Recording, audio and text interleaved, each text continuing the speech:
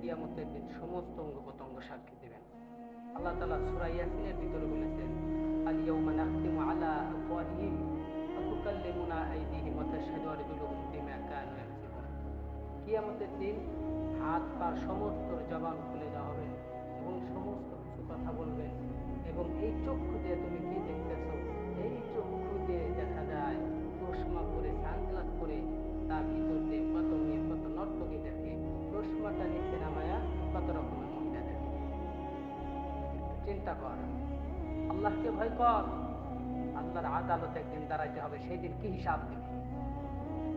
আল্লাহ তাআলা বলছেন, বান্দা আমি তোমাকে পাঠাইছি শুধুমাত্র আমার গোলামি করার জন্য। দুনিয়াতে গরু ছাগল টানানোর জন্য আল্লাহ তাআলা পাঠান নাই। আল্লাহ তাআলা মানুষকে বানাইছে শুধুমাত্র আল্লাহ তাআলার গোলামি করার জন্য, আর পশু পাখিকে আল্লাহ বানাইছেন মানুষের গোলামি করার জন্য। এখানে দেখা যায় পশু পাখি কি আল্লাহ তাআলার গোলামি করে, মানুষই দেখা যায় পশু।